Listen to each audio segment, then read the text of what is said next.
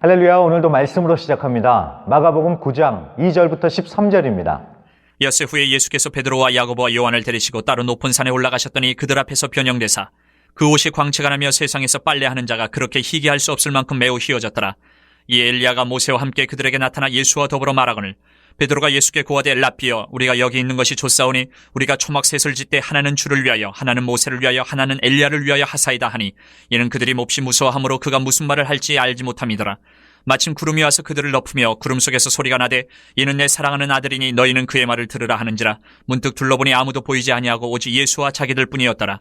그들이 산에서 내려올 때 예수께서 경고하시되 인자가 죽은 자 가운데서 살아날 때까지는 본 것을 아무에게도 이르지 말라 하시니, 그들이 이 말씀을 마음에 두며 서로 문의하되 죽은 자 가운데서 살아나는 것이 무엇일까 하고, 이에 예수께 묻자와 이르되 어찌하여 서기관들이 엘리야가 먼저 와야 하리라 하나이까? 이르시되 엘리야가 과연 먼저 와서 모든 것을 회복하거니와 어찌 인자에 대하여 기록하기를 많은 고난을 받고 멸시를 당하리라 하였느냐? 그러나 내가 너희에게 이르노니 엘리야가 왔을 때 기록된 바와 같이 사람들이 함부로 대우하였느니라 하시니라. 오늘은 변화산 이야기입니다. 예수님께서 베드로, 야고보, 요한을 데리고 높은 산으로 올라가셨는데 영광스러운 모습으로 변하시죠. 그리고 엘리야와 모세가 나타나 예수님과 더불어 말하는 놀라운 광경이 펼쳐집니다.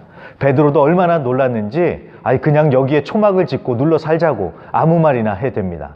그때 구름에서 내 사랑하는 아들이니 그의 말을 들으라 라는 목소리가 들리면서 예수님이 어떤 분이신지 분명하게 말씀을 해 주시지요.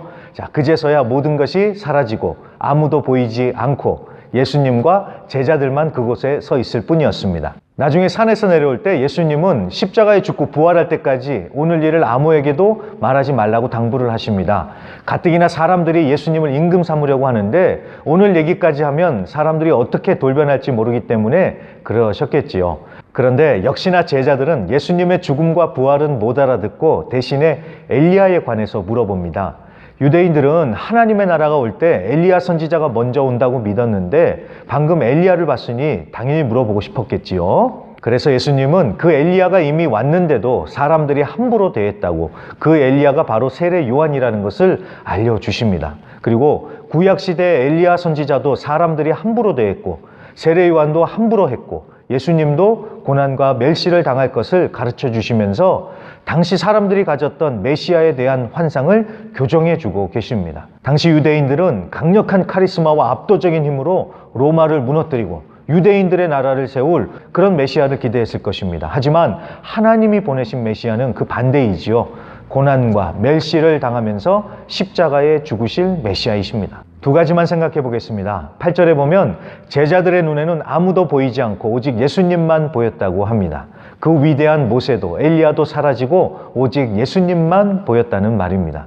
자, 모세나 엘리야나 다 예수님의 그림자요, 예수님을 증거하는 사람들입니다. 이제는 진짜이신 예수님이 나타나셨으니 모세나 엘리야가 아니라 예수님만 보이면 되는 것입니다. 예수님이면 충분한 것입니다. 둘째로 변형되신 예수님을 본 베드로는 여기 있는 것이 좋사오니 라면서 거기에 눌러 앉으려고 합니다. 예수님은 높은 산에 집을 짓고 신선노름하려고 오신 것이 아니라 산으로 내려가셔서 영혼들을 돌보고 섬기며 십자가의 구원을 이루시는 것이 목적이었습니다. 그러니까 산에 머물 것이 아니라 산을 내려가 세상으로 나가야 했던 것입니다.